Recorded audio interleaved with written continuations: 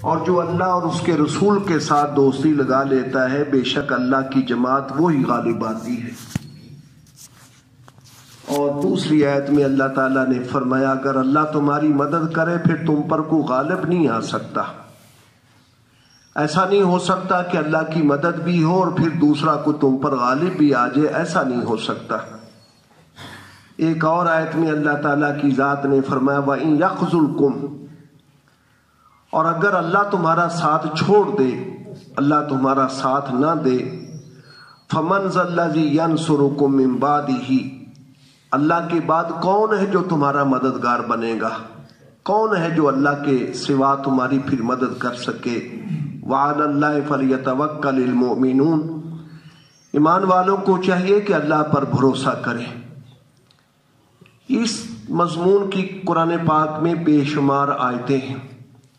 آج مسلمانوں کی حالت ایسی ہے بالکل جیسے کسی قوم کے پاس کوئی رہنمائی کسی کی طرف سے نہیں ہے، کبھی ادھر کبھی ادھر کبھی ادھر بھٹکتے پھرتی ہو قوم وہ۔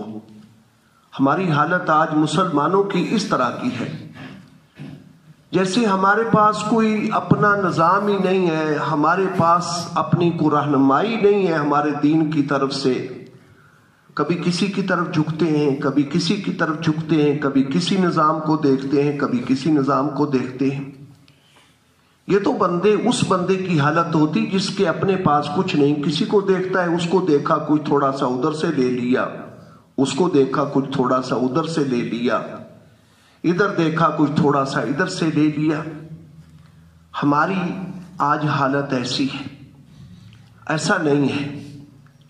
اللہ تعالیٰ نے حضور صلی اللہ علیہ وسلم کی وساطت سے جو دین ہمیں دیا ہے اور جس دور میں اللہ تعالیٰ نے ہمیں پیدا فرمایا، یہ دور ہے نبی اکرم صلی اللہ علیہ وسلم کی نبوت کا دور۔ آپ جب سے تشریف لائے ہیں قیامت تک کا دور پورا آپ صلی اللہ علیہ وسلم کی نبوت کا دور ہے۔ ہر حال کے لیے نبی اکرم صلی اللہ علیہ وسلم کی اور قرآن پاک کی طرف سے امت مسلمہ کے لیے ہدایات قرآن پاک میں اور احادیث میں موجود ہیں۔ نبی اکرم صلی اللہ علیہ وسلم نے بڑے بڑے فتنے جو آنے والے تھے ان کی نشاندہی بھی کی، اور پھر ان فتنوں سے بچاؤ کی صورتیں کیا ہیں حضور صلی اللہ تعالی علیہ وسلم نے یہ بھی ہمیں بتایا۔ قرآن پاک نے ہمارے دوست اور ہمارے دشمن جو ہیں ان کے درمیان بھی بالکل فرق واضح کر دیا، تمیز کر دی کہ یہ تمہارے دوست ہوں گے اور یہ تمہارے دشمن ہوں گے۔ لیکن ہم قرآن پاک سے رہنمائی لینے کے لیے آج بالکل تیار نہیں ہیں۔ ایک آدمی دنیا کے اندر آپ دیکھ لیں، کوئی مجرم ہو، اس نے کوئی جرم کیا ہوا ہے، چھپا ہوا ہے، ادھر ادھر کہیں اس کو پیچھے سے پولیس پکڑنے کے لیے پیچھے لگی ہوئی ہے، وہ کسی اپنے دوست کے پاس جا کر ٹھہر جائے اور پھر وہاں سے آگے چلا جائے اور پھر پکڑا جائے، تو پولیس اس دوست کو بھی پکڑ لیتی جس کے پاس ٹھہرا تھا کہ یہ تو مجرم تھا، تم نے اس کو ٹھہرایا اپنے پاس کیوں تھا؟ یہ دنیا میں ہے یا نہیں ہے جی؟ ایک بندہ یہ چاہے کہ میں اچھی زندگی گزاروں دنیا کے اندر اور آخرت میں بھی میری بخشش ہو جائے، اور کھڑا ہو جائے جا کے اللہ کے دشمنوں کی صف کے اندر، جو اللہ کے دشمن ہیں ان کی صف میں جا کر بندہ کھڑا ہو جائے، خدا کے دشمنوں کی صف میں۔ دنیا میں تو ہو سکتا ہے کہ مجرم نہ پکڑا جائے حکومت سے، دنیا میں ایسا ہو سکتا ہے، کتنے مجرم ہوتے ہیں نہیں پکڑے جاتے، زندگی بھر نہیں پکڑے جاتے، لیکن کوئی ایسا ہمارا ذہن ہے، ہمارا عقیدہ ہے بحیثیت مسلمان ہونے کے کہ اللہ کا دشمن اللہ کی پکڑ سے نکل جائے؟ یہ کسی مسلمان کا عقیدہ نہیں۔ ہر مسلمان جانتا ہے اللہ تعالیٰ ہر چیز کو جانتے ہیں اور ہر چیز پر خدا تعالیٰ کی قدرت ہے۔ اللہ تعالیٰ کی جو صفات، اللہ تعالیٰ کے صفاتی نام ہم پڑھتے ہیں، اللہ کے ناموں کو پڑھنا چاہیے ہر روز ایک بار، ان کی بڑی برکت ہے اللہ کے ناموں کی۔ اللہ تبارک و تعالیٰ کے جو 99 نام آتے ہیں، چھپے ہوتے ہیں قرآن پاک کے صفوں میں، شروع میں چھپے ہوتے ہیں، ہر روز ان کو پڑھنا چاہیے اور غور کرنا چاہیے ان کے معانی پر بھی. اس کا مطلب کیا ہے؟ ہم یہ پڑھتے ہیں اللہ علیم ہے، سب کچھ جاننے والا ہے. اللہ کے ناموں میں سے یہ بھی ہے کہ اللہ قدیر ہے، قادر ہے. قدیر اور قادر دونوں نام آتے ہیں. اللہ ہر چیز پر قادر ہے. منتقم یہ بھی اللہ کے ناموں میں سے، اللہ انتقام بھی لیتا ہے. جب کوئی حد سے زیادہ نکلتا ہے تو پھر خدا تعالیٰ کی ذات اس کو پکڑ بھی لیتا ہے. آج ہماری حالت یہ ہے، چاہتے تو یہ ہے کہ اللہ کی طرف سے ہم پر اللہ کی رحمت کی بارشیں ہوں، اللہ کی عنایتیں اور اللہ کی نوازشیں ہوں، لیکن کھڑے ہوئے ہیں ہم دشمنوں کی صف کے اندر جن کے ساتھ خدا تعالیٰ کی ذات نے اعلان جنگ کیا ہوا ہے. یہ جب ایمان کمزور پڑتا ہے انسان کا تو پھر اس وقت دائیں بائیں دیکھنا شروع کر دیتا ہے وہ بندہ. حدیث میں ایک واقعہ آتا ہے، ترمذی میں یہ واقعہ ہے، جب مکہ فتح ہوا، مکہ فتح ہونے کے بعد پیچھے سے صحابہ کرام مدینہ طیبہ سے تقریباً 10,000 آپ کے ساتھ تھے. مکہ میں لوگ یہاں کے جب مکہ فتح ہو گیا تو یہاں کے بہت سارے لوگ مسلمان ہو گئے. کچھ اڑے رہے، کچھ دیر کے بعد ایمان لے آئے، کچھ نے مہلت مانگی، ہمیں سوچنے کی مہلت دی. آپ نے فرمایا سوچو، ٹھیک ہے. کچھ مسلمان ہو گئے. تقریباً 2,000 ایسے لوگ تھے جو نئے نئے مسلمان ہو کر مکے سے شامل ہو گئے ساتھ. آپ صلی اللہ علیہ وسلم ٹھہرے رہے. آپ کو خبریں مل رہی تھی کہ بنو ثقیف کا قبیلہ جو ہے یہ آگے، بنو بکر قبیلے جو آگے مشرق کی طرف مکہ سے رہتے ہیں، آگے یہ حملہ کرنا چاہتے ہیں. اس لیے ورنہ آپ کی عادت مبارک 3 دن ٹھہرنے کی تھی. جہاں کوئی لڑائی ہوتی تھی، جنگ ہوتی تھی، 3 دن آپ ٹھہرتے تھے وہاں پر. 3 دن کے بعد آپ سفر فرما لیتے تھے. مکے میں آپ کئی دن ٹھہرے رہے، 19 دن تک آپ ٹھہرے رہے.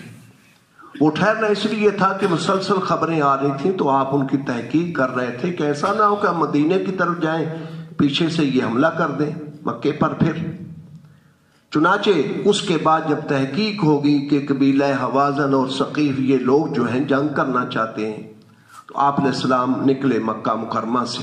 حنین کی جنگ ہوئی جس میں نوجوان قسم کے مکے کے بھی جو نئے نئے مسلمان ہوئے تھے جذباتی، وہ بھی ساتھ. تربیت ابھی ان کی ہوئی نہیں تھی. کلمہ تو پڑھ لیا، مسلمان تو ہو گئے وہ، لیکن ابھی تربیت ان کی نہیں تھی. ابھی تو مسلمان ہوئے ہیں. آگے جا کر ایک مشرکین کا درخت تھا جس کو ذات انوات حدیث میں کہا گیا. ذات انوات، ذوات الانوات اس کا نام حدیث میں آتا ہے. وہ درخت ایسا تھا کہ اس کو وہ متبرک سمجھتے تھے کفار جو تھے. جیسے ہم نے بھی دیکھا یہ دیہات میں ڈیرے ہوتے ہیں، ملنگ رہتے ہیں وہاں پر، بھنگ پیتے ہیں. یہ بڑے بڑے بوڑ کے درخت ہوتے ہیں، نیچے تھڑے بنائے ہوتے ہیں، بڑا ان کو صاف ستھرا رکھتے ہیں، پانی چھڑکتے ہیں، ایسے ہوتے ہیں بنے ہوئے. وہاں بھی یہی حالت تھی، جھاڑو دیتے ہیں، سب کچھ کرتے ہیں. اور وہ اپنا اسلحہ لا کر جو تھا وہ اس کے اوپر لٹکاتے تھے، سارا تلواریں یہ وہ سارا لٹکاتے تھے. اب انہوں نے دیکھا وہ جو نوجوان ابھی نئے نئے مسلمان ہوئے تھے، ایمان ابھی اتنا پختہ نہیں ہوا تھا ان کے، جس کو کہتے ہیں رگ و ریشے کے اندر ایمان اتر جائے. ایمانی تعلیمات تو ابھی حاصل ہی نہیں کی انہوں نے حضور صلی اللہ علیہ وسلم سے کہا یا رسول اللہ ہمارے لیے بھی ایسا کوئی ذات انوات مقرر کر دیجیے جیسا ان کے لیے ہے. آپ صلی اللہ علیہ وسلم نے فرمایا یہ تو بالکل تم اسی طرح کہہ رہے ہو جیسے کہ موسیٰ علیہ السلام کی قوم نے موسیٰ علیہ السلام کو کہا تھا. موسیٰ علیہ السلام کی قوم نے موسیٰ علیہ السلام کو کہا. فرعون کے ساتھ مسلسل رہتے رہتے تقریباً 400 سال کا عرصہ، مورخین کا خیال ہے کہ 400 سال کا عرصہ ہے حضرت یوسف علیہ السلام اور حضرت موسیٰ علیہ السلام کے درمیان. 4 صدیاں گزر گئیں ایک بت پرست قوم کے ساتھ. بت پرستی تو اس کے اثرات ان کے بھی اندر آئے ہوئے تھے، بنی اسرائیل کے اندر بھی بہت ساری چیزیں ایسی آئی ہوئی تھی. جب سمندر کو پار کیا، بحر کلزم کو، اللہ کے حکم سے موسیٰ علیہ السلام نے لاٹھی ماری اور پانی خشک ہوا اور راستے بنے. बनी इसराइल पार चली गए, फिरौन पीछे से आया तो पानी में डुबो दिया गया। इन्होंने अपनी आंखों से देखा फिरौनियों को डूबते हुए, फिरौन को डूबते हुए, अपनी आंखों से सारा मंजर देखा। इससे बड़ी तौहीद की दलील क्या हो सकती थी, और मूसा अलैहिस्सलाम की रसालत की दलील और क्या हो सकती थी। और ये थे भी बनी इसराइल के लोग सारे जो नबूवत के पहले से कायल थे, लेकिन वो जरासीम जो अंदर रह रह कर रच चुके थे इनके अंदर, और बुत परस्त कौम के साथ साथ रहते हुए जो असरात उसके पड़े हुए थे, उन्होंने अपना रंग दिखाया। मूसा अलैहिस्सलाम जब आगे निकले तो आगे कोई कौम थी वहां की बुत परस्त कौम, मेला लगा हुआ उनका, जो मेलों में जो कुछ होता है, ढोल ढमक्का, ये वो, मिठाइयां और ये देगें पकड़िए, सब कुछ हो रहा है। और साथ साथ ये है कि बुतों को पूज रहे हैं वो। कुरान पाक ने जिक्र किया बनी इसराइल का, इन्होंने कहा है मूसा इजअल लना इलाहन कमा लहुम आलिहा, हमारा भी कोई ऐसा खुदा बना दीजिए जो जैसे इनके खुदा है। आप अंदाजा कीजिए ये असरात उस कौम के अंदर। आपने फरमाया तुमने तो वही बात की जो बनी इसराइल ने की थी मूसा अलैहिस्सलाम से। हमारे लिए भी ये ऐसा ज़ातियन, ये जब ईमान कमजोर होता है तो उस वक्त इस तरह की बातें होती, कभी इस कौम के पीछे, कभी उस कौम के पीछे, कभी उस कौम के पीछे, इधर उधर बंदा देखता है।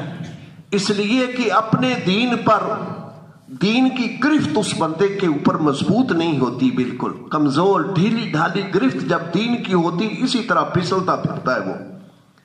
और जब दीन की गिरफ्त मजबूत होती है फिर बंदा बड़ा मुस्तकिल होता है। जंगे बदर में हुजूर सल्लल्लाहु अलैहि वसल्लम जब निकले हैं तो 313 अफराद आपके साथ हैं, और 313 की हालत ये थी कि ये कोई लड़ाई नहीं थी कि इधर से तो 1000 मुसल्लह, 200 घोड़े उनके साथ हैं, मुसल्लह हैं, लोहे में डूबे हुए हैं, और इधर से 313 और 2 घोड़े 200 के मुकाबले में आते हैं। उस जमाने में घोड़े की बड़ी हैसियत थी जंग के अंदर। और फिर तलवारें भी चंद गिनती की तलवारें हैं चंद, बाकी क्या है, किसी के पास लाठी है, किसी के पास रोड़ा है। ये कोई जंग तो नहीं है, लेकिन ईमान मजबूत था। मुसलमान चल पड़े नबी अकरम सल्लल्लाहु अलैहि वसल्लम के साथ। निकले तो अबू सुफियान के काफिले के लिए थे, लेकिन आगे चलकर मालूम हुआ कि अबू सुफियान का काफिला जो है वो निकल गया हमारी दस्तरस से, वो पीछे से हटकर समंदर की तरफ से चला गया, और आगे से अबू जाल आ रहा है लड़ने के लिए हमारे साथ। हुजूर अलैहिस्सलाम ने सहाबा से मशवरा दिया, मुहाजिरीन अपनी जान सारी, या रसूलल्लाह चलिए, जो कुछ करेंगे हम आपके साथ हैं। आपने फिर अंसार ने उस वक्त समझा कि शायद हमारी तरफ आप अलैहिस्सलाम का रूए सुखन है, कि आप जो मुहाजिरीन ने तो 2-3 मरतबा कह दिए, अपनी जान सारी पेश की है, फिर आप पूछ रहे हैं। तो हज़रत मिक़दाद रजी अल्लाह तआला ने कहा, या रसूल अल्लाह, हम वो नहीं है जो बनी इसराइल थे और कहा था इज़हब अंता व रब्बुका फ़क़ातिला इन्ना हाहुना क़ाइदून। ए मूसा जाइए, आप जाइए और आपका रब जाए और जाकर लड़िए, हम यहाँ बैठे, हम नहीं जाएंगे आपके, हम वो नहीं है। या रसूल अल्लाह, हम आपके आगे पीछे दाएं बाएं हर तरफ से लड़ेंगे, अगर हुक्म दे हमें समंदर में कूद जाने का, हम समंदर में कूद जाएंगे, हम नहीं देखेंगे कि क्या आगे हमारे आ रहा है। एक मिसाल ये है, और एक मिसाल वो है जो हुनैन के नौजवानों की सूरत में। दोनों में आप फर्क देखें तज्जिया करके, क्या है, इसलिए कि वहां ईमान मजबूत है बिल्कुल, और ईमान की गिरफ्त है पूरी इंसान पर, इसलिए परवाह नहीं है उनको तादाद की कि आगे से तो इतने आ रहे हैं और हम इतने हैं, और असले के एतबार से हम खाली हाथ हैं, हम कैसे लड़ेंगे, इसकी कोई परवाह नहीं। और एक ये है कि वो ईमान कमजोर, ईमान की गिरफ्त नहीं उन लोगों पर अभी मजबूत, तो वो कहते हैं या रसूलल्लाह, हमारे लिए भी कोई ऐसा दरख्त हो जिसमें हम ऐसा करें। आपने फरमाया तुम उन लोगों के नक्शे कदम पर चलोगे। ये मैंने बातें इसलिए जिक्र की हैं आपके सामने कि जब ईमान बंदे का ढीला ढाला होता है, बराए नाम होता है, एक होता है मुसलमान होना और एक होता है मोमिन होना। ہم تو ایک ہی سمجھتے ہیں دونوں معاشرے میں، لیکن دونوں میں بڑا فرق ہے۔ مسلمان ہے، ظاہری طور پر وہ کلمہ پڑھتا ہے، ظاہری طور پر مسلمانوں والے کام وہ کر لیتا ہے، یہ تو ظاہر ہے اس کا، ظاہر کے اعتبار سے ہم اس کو مسلمان کہیں گے، ہم کافر نہیں کہتے اس کو۔ ایمان وہ ہے جس کے دل کی گہرائیوں میں ایمان اترا ہوا ہے اللہ کی توحید پر، نبی کی رسالت پر، اور یقین ہے اللہ تعالیٰ کے فرمانات پر اور نبی کریم علیہ السلام کی تعلیمات پر، اس کا پختہ یقین ہے، مومن اس کو کہا جاتا ہے۔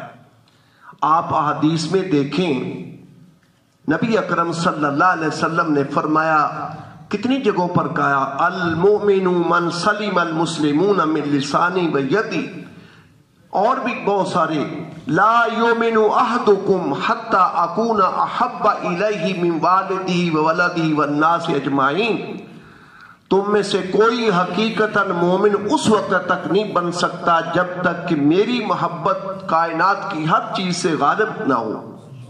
ماں باپ، اولاد، رشتہ دار، ساری دنیا کے لوگوں سے سب سے غالب میری، سب کو قربان کرنا پڑے تو انسان سب کو قربان کر دے۔ اور صحابہ میں یہ بات پائی جاتی تھی، صحابہ میں یہ بات پائی جاتی تھی، وہ سب کچھ قربان کر سکتے تھے نبی اکرم صلی اللہ علیہ وسلم کے لیے، جو کچھ ہوتا وہ کرنے کے لیے تیار ہوتے تھے۔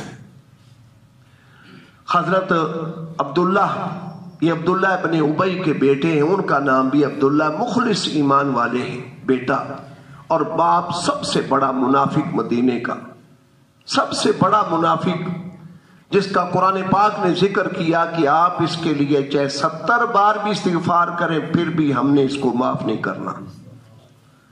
اور جس کی نماز جنازہ آپ نے پڑھائی تو اللہ تعالیٰ نے فرما دیا اس کے بعد، لا تصلی علی احد منہم مات، آج کے بعد ان میں سے اس ٹولے کا کوئی بندہ مر جائے تو آپ نے ان کی نماز جنازہ نہیں پڑھنی، ولا تقم علی قبرہ، آپ نے ان کی قبر کے پاس آ کر کھڑا بھی نہیں ہونا ہے۔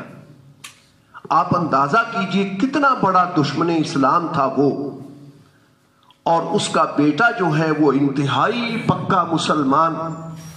باتیں ہوتی رہتی تھی، ایک دن بیٹا حضور صلی اللہ علیہ وسلم کی خدمت میں حاضر ہوا اور کہا، یا رسول اللہ، اگر آپ چاہتے ہیں کہ میں اپنے باپ کو قتل کر دوں، کسی اور کو نہ حکم دینا کہ کوئی جا کر میرے باپ کو قتل کرے، مجھے حکم دینا، میں اپنے باپ کا سر کاٹ کر لاؤں گا آپ کے قدموں میں۔ اس کی وجہ یہ ہے کہ کسی اور کو اگر کہیں گے تو ہو سکتا ہے میں کہیں میں برباد نہ ہو جاؤں، باپ ہے، خونی رشتہ تو میرا ہے ان کے ساتھ، کہیں خونی رشتے کی وجہ سے غیرت سے میں کہیں پھر کوئی اور مسلمان قتل کر دے تو میں اس قاتل کے پیچھے کچھ اور کر ڈالوں اس کے ساتھ اور میری آخرت برباد ہو جائے، کہیں ایسا، مجھے حکم دینا، میں خود باپ کا سر قتل لاؤں گا کاٹ کر۔ آپ نے فرمایا، عبداللہ تمہیں کس نے کہا میں اس کو قتل کروانا چاہتا ہوں؟ بات یہ ہے، اندازہ کیجئے آپ کے ایک ایمان کی کیفیت یہ ہے اور آج کے ایک ایمان کی ہماری کیفیت یہ ہے۔ آج کوئی فرق نہیں مسلمان میں اور یہودی کے اندر، مسلمان اور یہودی کو مسلمان کوئی برا نہیں سمجھتا، جن کو خدا نے کہا مغضوب علیہم، سورہ بقرہ کو شروع میں آپ پڑھتے جائیے، پہلا پارہ، اللہ نے کتنا زیادہ لمبا تذکرہ ان کی شرارتوں کا کیا، ان کی خباثتوں کا کیا کہ یہ ایک نہیں، ایک رکوع نہیں ہے، مسلسل قرآن چلتا جا رہا ہے پہلے پارے سورہ بقرہ کے اندر انہی سے، اور بھی جگہ جگہ ان کا قرآن پاک نے تذکرہ کیا۔ فرمایا یہ میرے غضب پر غضب لے کر لوٹے ہیں واپس، ان پر خدا کا غضب ہے۔ ترمذی میں حدیث ہے یہ جو ہم پڑھتے ہیں، غیر المغضوب علیہم ولا الضالین، حضور نے فرمایا اس کا مصداق، آپ کے زمانے میں دو ہی مصداق تھے، ایک یہود تھے جن پر خدا کا غضب ہوا، اور جو گمراہ ہوئے وہ عیسائی تھے، یہ گمراہ ہو گئے، انہوں نے عیسیٰ علیہ السلام کو خدا کا بیٹا بنا ڈالا اور خدا بنا دیا۔ عجیب فلسفہ ہے کہ تین بھی ہیں اور ایک بھی ہے، تینوں کا مجموعہ بھی خدا اور ہر ایک بھی مستقل خدا، یہ فلسفہ ایسا جو عیسائی بھی کسی کو نہیں سمجھا سکتے۔ بہرحال جن کا حالت یہ ہو، آج ایک بندہ ان کی صف میں کھڑا ہو جائے جن کے اوپر خدا کا غضب ہو رہا ہے، انتہائی خدا کا غصہ اور غضب ہے ان پر، اور پھر وہ کہے کہ مجھ پر خدا تعالیٰ کی ذات کی طرف سے رحمتیں ہوں، اللہ کی طاقت ہمارے ساتھ ہو، اللہ کی نصرت ہمارے ساتھ ہو، یہ کیسے ہو سکتا ہے؟ قرآن پاک کی یہ آیتیں جو میں نے آپ کے سامنے پڑھی تھیں، ان میں رب تعالیٰ کی ذات نے یہی بات ذکر کی، اللہ کے دین کے مددگار بنو گے تو خدا تمہارا مددگار بنے گا۔ ان تنصروا اللہ ینصرکم، اگر تم اللہ کی مدد کرو گے، اللہ کے دین کی مدد کرو گے تو اللہ تمہاری مدد کرے گا۔ وَيُثَبِّتْ أَقْدَامَكُمْ، اور پھر خدا تمہارے قدموں کو جما دے گا، تمہارے قدموں کو ہلا نہیں سکے گا کوئی، کسی کی طاقت نہیں ہے کہ تمہارے قدموں کو ہلائے۔ اور لیکن فرمایا ان تتولوا، اور اگر تم دین سے پھرو گے، یستبدل قوما غیرکم، پھر دین کے لیے اللہ تمہاری جگہ پر کوئی اور قوم کو لے آئے گا۔ آپ تاریخ دیکھیں پچھلی، اس تاریخ میں کتنی قومیں دین کے اعتبار سے آگے آئی ہیں دین کی خدمت کے لیے، ایک پیچھے ہٹی تو دوسری آ گئی، دوسری ہٹی تو، یہ دین تو قیامت تک رہنا ہے، یہ تو اللہ کا فیصلہ ہے۔ ایسا نہیں ہے کہ نبی کریم علیہ السلام کے دین کو کوئی مٹا سکے، یہ نہیں ہو سکتا۔ مسلمان چاہے عزت والے ہوں تو چاہے ذلیل ہوں، یہ الگ بات ہے۔ مسلمان اگر بد کردار ہوں گے تو ذلیل و خوار ہوتے جائیں گے، لیکن اللہ کا یہ دین جو اس کو نبی کریم علیہ السلام لے کر آئے، اس کو نہیں کچھ کر سکتا کوئی بھی کس کو کر سکے۔ کتنا کچھ ہوتا رہا، آج تک قرآن کی ایک آیت بتائیں کہ بدل سکا ہے؟ حضور صلی اللہ علیہ وسلم کی حدیث کے بارے میں کوئی کچھ کر سکا ہے؟ یہ ہارون رشید کے زمانے میں ایک بندہ تھا، وہ حدیثیں خود گھڑتا تھا اور حدیثیں گھڑ گھڑ کر پھیلاتا تھا، پکڑا گیا، زندیق اس کہا جاتا تھا، زندیق۔ ہارون رشید کے سامنے لایا، ان کا اس کی گردن اڑا دو اس کی۔ اس نے کہا مجھے تو تم مار دو گے، لیکن میں نے 1500 حدیث بنائی ہے اور اس کو پھیلا دیا ہے، تو اس کا تم کیا کرو گے؟ اس وقت کے بڑے بڑے جو وقت کے محدثین تھے، عبداللہ ابن مبارک اور اس جیسے لوگ جو تھے، ان کے بارے میں ہارون رشید نے کہا یہ لوگ کہاں گئے، یہ تیری ایک ایک حدیث کو نکال کر ذخیرہ حدیث سے پھینک دیں گے بالکل۔ یہی ہوا محدثین کی زندگی، ایک ایک آدمی کے بارے میں تحقیق کی گئی کہ یہ تھا کیسا بندہ، اس کے سارے احوال ذکر کیے گئے۔ حضور صلی اللہ علیہ وسلم کے دین کو خطرہ نہیں ہے، خطرہ مسلمانوں کو ہے۔ نبی کریم علیہ السلام کے دین کو خطرہ نہیں، یہ تو اللہ کا اٹل فیصلہ ہے کہ قیامت تک یہی دین رہنا ہے۔ ان الدین عند اللہ الاسلام، قرآن نے کہا بے شک دین اب اللہ کے ہاں اسلام ہے، بس یہ قرآن پاک نے ذکر کیا، دین یہی رہے گا، اور کوئی دین نہیں غالب آ سکتا۔ اگر خطرہ ہے تو مسلمانوں کو خطرہ ہے۔ مسلمان اگر یہ چاہتے ہیں کہ رب کی مدد ہمارے ساتھ ہو تو اس کا قرآن پاک نے یہ حل ذکر کیا، رب کے دین کے ساتھ جڑو۔ جو کام رب کے دین کا کرنے والا ہے اس کا کام شروع کر دو، وہ کام شروع کرو گے تو خدا کی مدد تمہارے ساتھ ہوگی۔ گناہ انسان کو پھسلاتے ہیں اور شیطان گناہوں کی ذریعے سے پھر بندے کو پھسلاتا ہے۔ یہ سورۃ آل عمران میں اللہ تعالیٰ نے احد کا سارا منظر بیان کیا ہے، سارا۔ بدر کا بھی حوالہ وہاں قرآن پاک نے دیا اور سارا احد کا منظر کشی بھی کی، جو کچھ احد میں ہوا نا وہ بھی بیان کیا۔ 155 نمبر آیت ہے، جب حضور صلی اللہ علیہ وسلم تشریف لے جا رہے تھے احد کی طرف، تو یہ پہلے ایک رائے تھی، آپ کی رائے ذاتی یہ تھی کہ مدینے کے اندر رہ کر ہم مقابلہ کریں گے، ان کو روکیں گے، ہم باہر جا کر نہیں مقابلہ کرتے، مسلمان تھوڑے ہیں۔ لیکن کچھ نوجوان ایسے تھے پکے مسلمان تھے، ان کے ایمان میں کوئی شک نہیں، جذبات تھے۔ پہلی جنگ ہوئی جنگ بدر، یا رسول اللہ ہمیں پتہ نہیں چلا، اس وقت تو آنن فانن نکلنا تھا، تیزی سے جو مل سکے ساتھ لے لیے، باقی جو رہ گئے سو رہ گئے، سب کو ساتھ نہیں لیا، کسی کا گھوڑا کہیں ہے، کسی کی اونٹ کہیں ہے، اس لیے ان کو چھوڑ دیا گیا۔ انہوں نے کہا یا رسول اللہ پہلی جنگ ہوئی تو ہم شریک نہیں ہو سکے، اب یہ جنگ آ رہی ہے تو ہمیں دشمن کے مقابلے میں جی چاہتا ہے کہ میدان میں ہم نکل کر ان کے ساتھ لڑیں۔ جذبہ شہادت تھا کہ ہمیں شاید اللہ تعالیٰ کی ذات شہادت دے دے، تو ہمیں میدان میں نکلنے، جذباتی تھے۔ چلتا رہا سلسلہ، آخر نبی پاک علیہ السلام نے انہیں کی، آپ کی پہلے اپنی رائے نہیں تھی لیکن ان کی رائے کے اندر آپ نے فیصلہ دے دیا کہ بیر لڑیں گے۔ بعد میں ان کو کچھ احساس بھی ہوا کہ ہم نے اصرار کیوں کیا۔ حضور علیہ السلام گھر گئے اور ہتھیار لگا کر خود بہر تشریف لے آئے، چلو۔ اب انہوں نے معذرت کی، یا رسول اللہ ہم نے غلطی کی، آپ کو مجبور کیا۔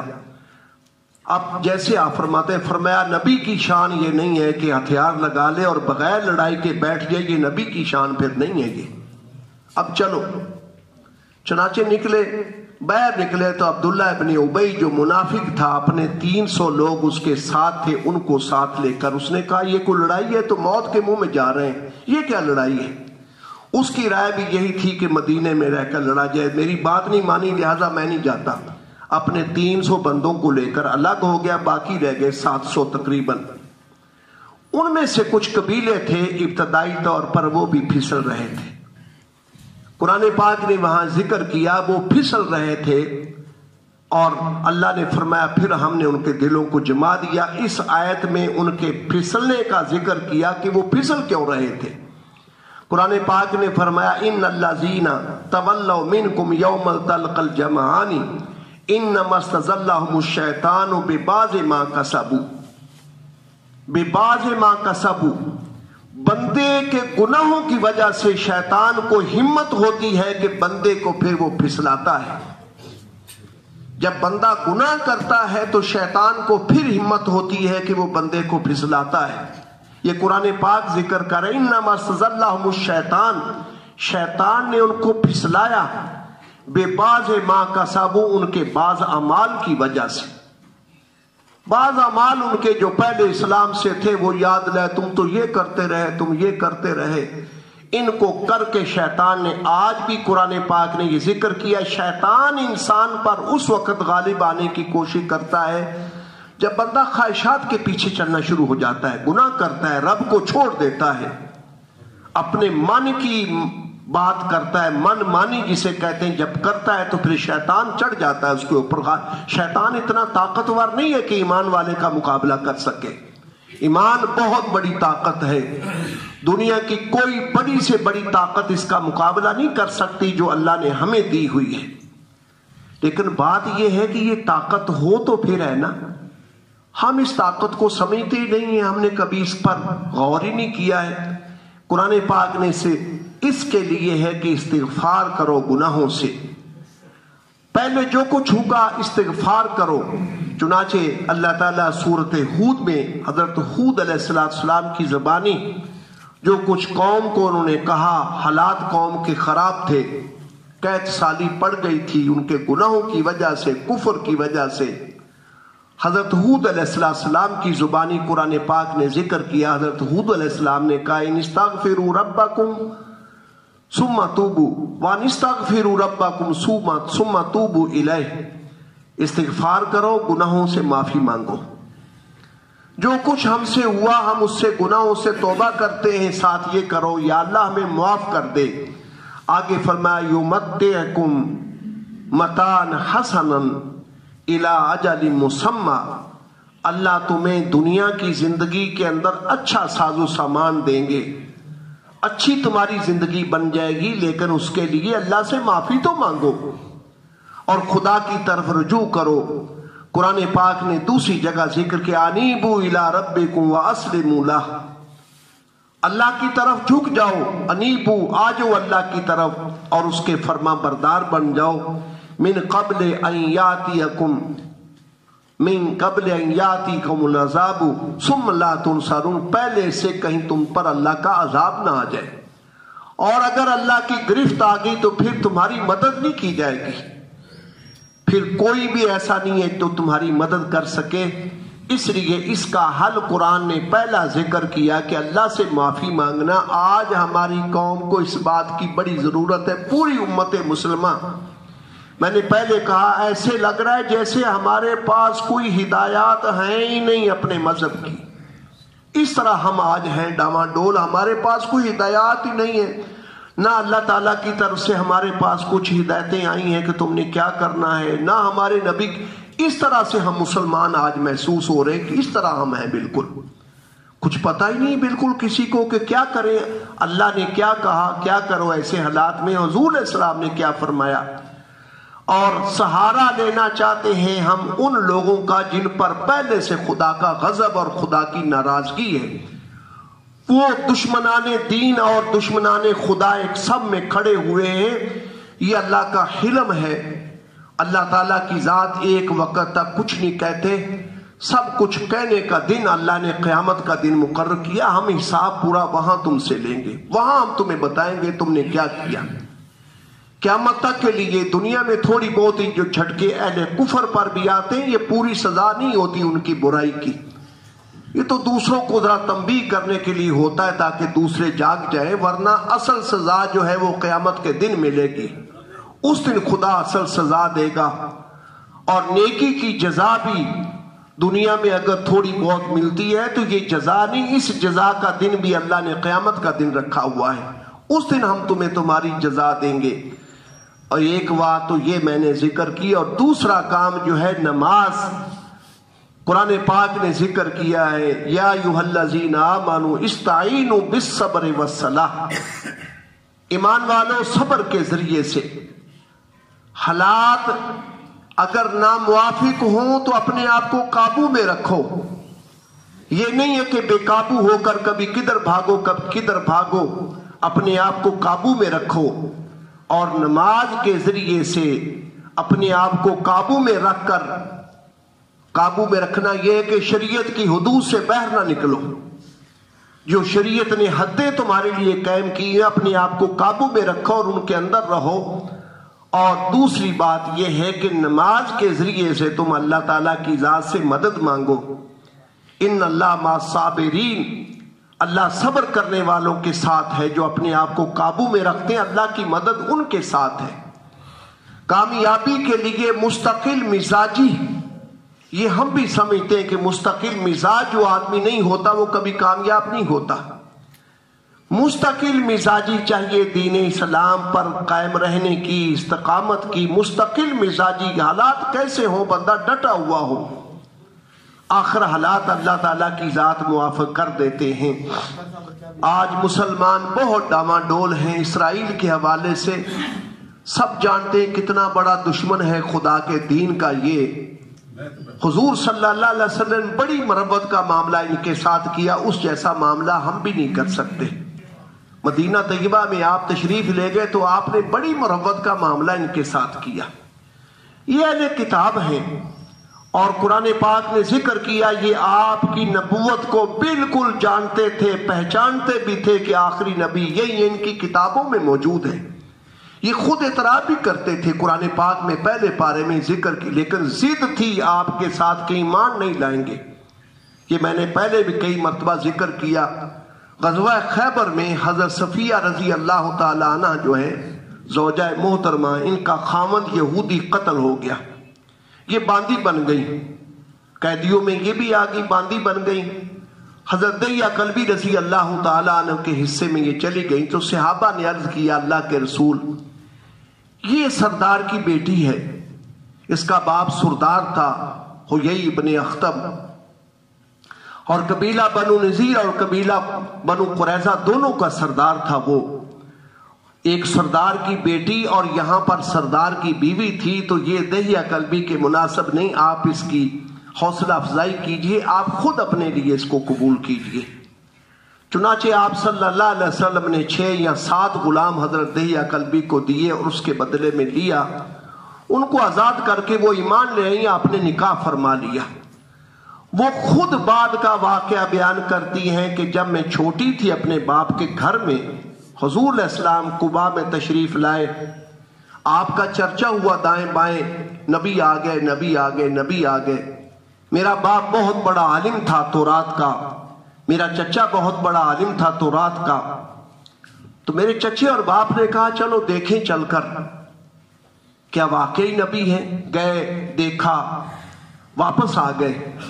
वापस आकर कहती मैंने खुद सुना, मेरे चचे ने मेरे बाप से पूछा, क्योंकि मेरा बाप बड़ा था, क्या ख्याल है जिस नबी की बिशारतें दी गई हैं हमारी किताबों में, ये वही है? या उसने कहा बिल्कुल 100% वही है, सब अलामात वही हैं जो कि हमारी किताबों में मौजूद हैं, जो आखिरी नबी आने वाले हैं वही हैं। फिर उसने कहा क्या करना है ईमान? उसने कहा ईमान नहीं लाना, इनका मुकाबला करना है। आप अंदाजा कीजिए इस बात से, ऐसी जिद्दी कौम, और हुजूर इस्लाम ने, लेकिन इन्होंने हर मौके पर खयानत की। कुरान पाक ने जिक्र किया, जब भी कभी इन्होंने अहद किया, इन्होंने अहद के अंदर उस मुआहदे की खिलाफ वर्जी की, हमेशा उसके खिलाफ किया। आज भी मुसलमान समझता है कि शायद इसराइल हमारा बड़ा है और ये हमें देगा, ये बहुत बड़ी कोताही है। ये बैर शायद वो हैंड बिल भी पेश करेंगे। मुझे भी कहा गया कि कौम को ये कहा जाए, ये पैगाम पहुंचाया जाए कि हम इस हक में नहीं है कि हमारी हुकूमत जो है इसराइल को तस्लीम करे। ये गासिब है और वहां के मुसलमानों को इसने यरगमाल बनाया हुआ है और इतना गंदा सलूक करते। मैंने 2 सफरनामे पढ़े 2 आदमियों के, एक पिछले साल का था, एक 3-4 साल पहले का था। वो डॉक्टर थे, उन्होंने लिखा, वो नेट में थे, मुझे किसी ने निकाल कर दिए। इंतहाई गलीज हरकतें करते हैं मुसलमानों के साथ, जो मुसलमान वहां जाते हैं इंतहाई गलीज कमीनी हरकतें करते हैं। यूरोप में वो मुसलमानों के साथ नहीं किया जाता जो ये करते हैं इसराइल वाले, यहूदी मुसलमानों के साथ जो वहां जाता है, कमीनी हरकतें करेंगे ताकि यहां को आए ना, इन मुसलमानों की खबर बैर ना पहुंचे। लिहाजा हम सब यही मुतालबा करते हैं अपनी हुकूमत से कि इनको तस्लीम ना किया जाए। खुदा के बागियों के साथ खड़ा होकर हम अपने आप को बागियों की फहरिस्त में शामिल नहीं करना चाहते। अल्लाह ताला की ज़ात मुसलमानों की मदद फरमाए और हम वापस नबी करीम अलैहिस्सलाम की तालीमात पर और कुरान की तालीमात पर आ जाए, जिसमें हमारी दुनिया भी है, हमारी आखिरत भी, और हमारी इज्जत भी इसी में है। और आखिर में वही लोग गालिब आएंगे कुफर पर जो इसी पर कारबंद होंगे। अल्लाह हमें भी उनमें शामिल फरमाए। व आखिरु दावाना अनिल हम्दुलिल्लाहि रब्बिल आलमीन।